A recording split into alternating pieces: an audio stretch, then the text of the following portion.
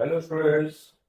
आज हमारा जो एल्कोहल फिनॉल और ईथर चल रहा है उसमें हमने एल्कोहल के बनाने की विधियां तो बताई थी और एल्कोहल के बनाने की विधियों के अंतर्गत मैंने आपको 2-3 विधियां बताई थी एल्कोहल कैसे बनता है। आज हम बता रहे हैं आगे एल्कोहल बनाने की विधियां और उसके अंतर्गत आपको पढ़ना है कार्बोक्सिलिक अम्लों के जो एस्टर होते हैं उनके अपचयन से। कार्बोक्सिलिक अम्लों के हेडिंग बनाइए। कार्बोक्सिलिक अम्लों के एस्टर से या कार्बोक्सिलिक अम्लों के एस्टर के जलापटन से फंसना है। अपचयन से कार्बनिक अम्लों या एस्टरों के एस्टर होते हैं एस्टरों के अपचयन से। अपचयन मीन्स रिडक्शन। अब जो हमारे कार्बोक्सिलिक अम्ल होते हैं अपचयन कैसे होते हैं ये थोड़ा सा पढ़ना है। कार्बोक्सिलिक अम्लों का जो अपचयन करते हैं लिथियम एल्युमिनियम हाइड्राइड की उपस्थिति में।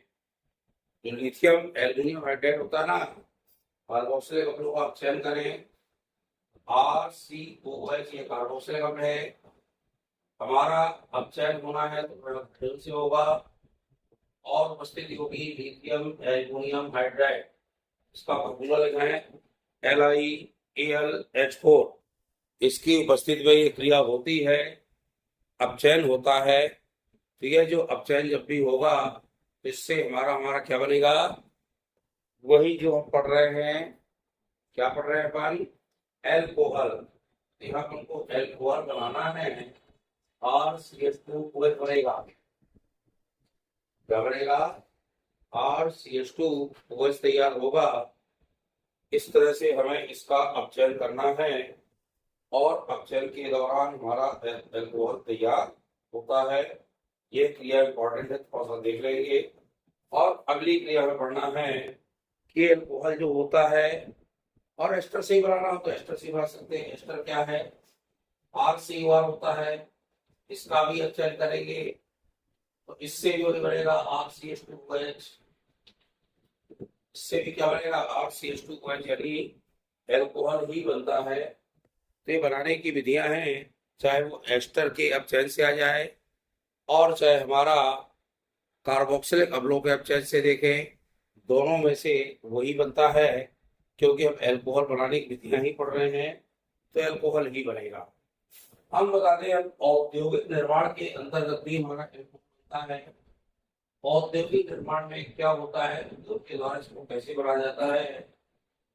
औद्योगिक स्तर पर कैसे बनता है औद्योगिक निर्माण एल्कोहल का?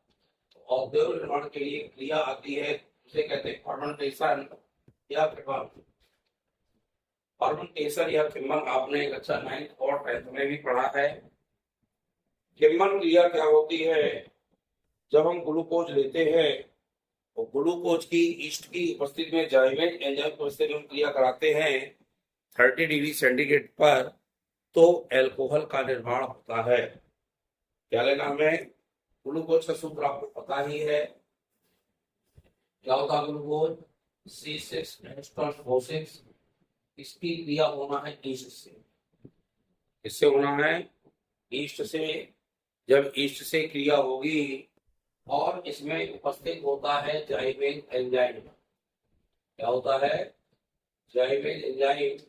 और एक क्रिया होती है 30 डिग्री सेंटीग्रेड ताप पर। जब इससे 30 डिग्री सेंटीग्रेड ताप पर क्रिया होगी तो इससे बनेगा हमारा एथाइल अल्कोहल और CO2। एथाइल अल्कोहल क्या होता है? C2H5OH और प्लस बनेगा CO2। यहाँ चूंकि दो है, यहाँ लगाएंगे हम 2 दूनी 4 और 2 CO2 में भी लगे। 4 और 2 6, 8 जो से हो गए, 2 दूनी 4, 2 यहाँ पे 6 है। हमारा बैलेंस बराबर हो जाएगा। ये क्रिया कहलाती है किण्वन। कहलाती है किण्वन। ध्यान रखिएगा, जब भी किण्वन आए तो किण्वन में क्या लिखेंगे? औद्योगिक निर्माण के रूप में एथिल अल्कोहल किण्वन से बनाते हैं।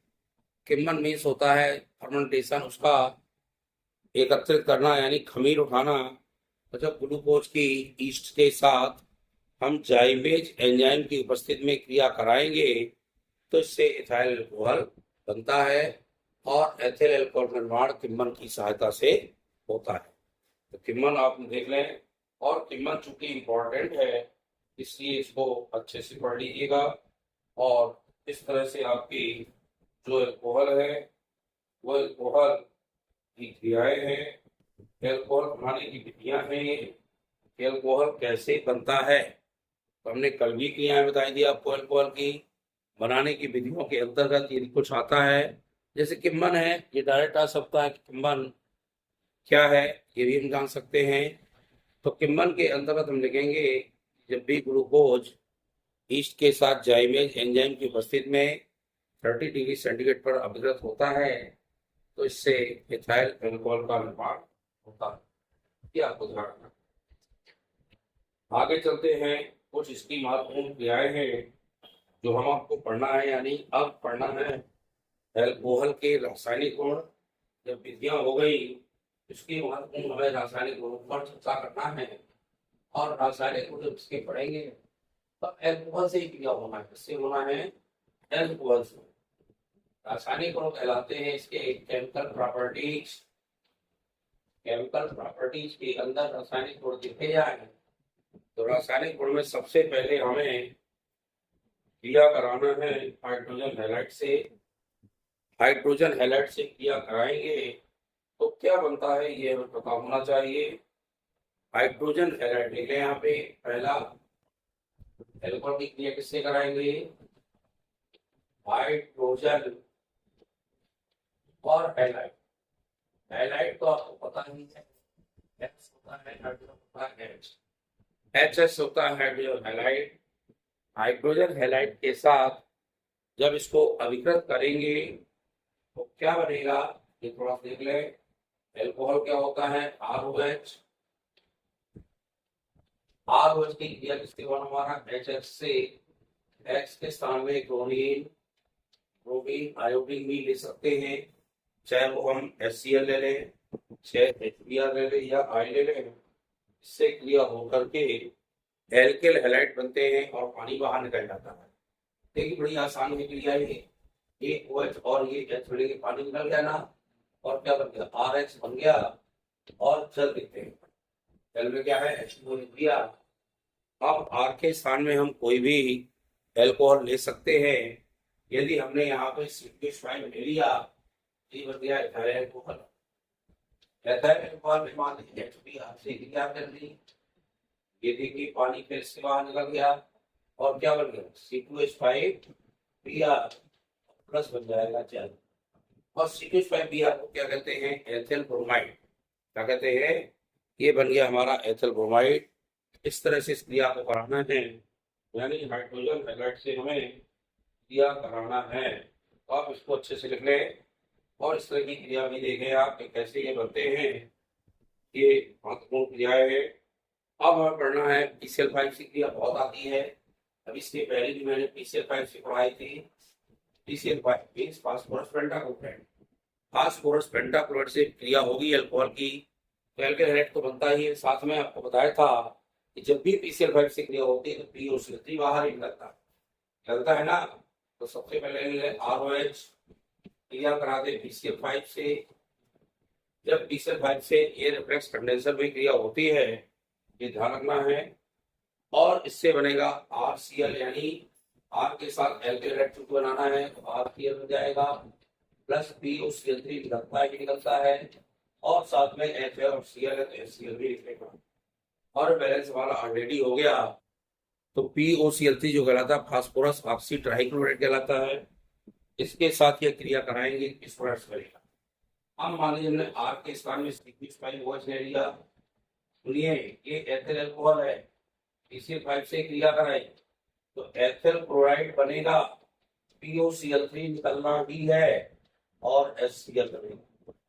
हमने आपको कई बार बताया है कि जब PCl5 से क्रिया होगी तब आपका फास्फोरस ऑक्सी ट्राइक्लोराइड यानी POCl3 निकलेगा ही, ये निकलता ही है। इस प्रकार से आप इसको देखें, इस क्रिया को कराएं। निश्चित रूप से आप जब ये क्रिया कराएंगे तो आपसे बढ़ेगी। और एक अमोनिया के साथ क्रिया होती है, अमोनिया भी पता है आपको, अमोनिया क्या होता है? अमोनिया कहलाता है NH3। क्या कहलाता है? NH3। अमोनिया से क्रिया पढ़ने लिखना पड़ेगी जब एथिल अल्कोहल अमोनिया से क्या करता है, एथिल अल्कोहल सीधे ले C2H5OH, अमोनिया को ऐसे भी लिख सकते हैं हम HNH2, हमने H को अलग कर दिया, NH2 अलग कर दिया, क्योंकि इससे एमीन बनना है इसलिए हमने इसको लिख दिया। और जिंक क्लोराइड के साथ ये उपस्थित में क्रिया होती है, जिंक क्लोराइड की उपस्थित में 323 केल्विन ताप पर क्रिया होती है और इससे बन जाएगा C2H5NH2 यानी एमीन और जल। ये देखिए इसका जल हमने फिर बाहर निकाल दिया तो सीधे सीधे बन गया C2H5NH2 मीन्स एथिल एमीन। इस तरह से एथिल एमीन बन गया। अमोनिया से जब भी क्रिया करेंगे तो एथिल एमीन का निर्माण होता है। ये क्रिया आप देखते हैं, अमोनिया से क्रिया इंपॉर्टेंट है, ये आती है। और PCl5 भी बहुत आती है, PCl5 भी बहुत आती है। इस तरह से इस क्रिया को कराएं। वीडियो निश्चित रूप से आपको अच्छा लगा करे, लाइक शेयर किया कीजिए। नए स्टूडेंट हमारे चैनल को सब्सक्राइब जरूर करें और अपने मित्रों को भी भेजें ताकि उनको भी इन तरह की वीडियोज का फायदा हो सके और वो भी देख सकें। इस वीडियो को देखकर ही आप बहुत सारी चीज़ें सीख सकते हैं, लेकिन कॉपी में नोटबुक में नोट करें ताकि अच्छे से आपसे बन सकें। बहुत धन्यवाद।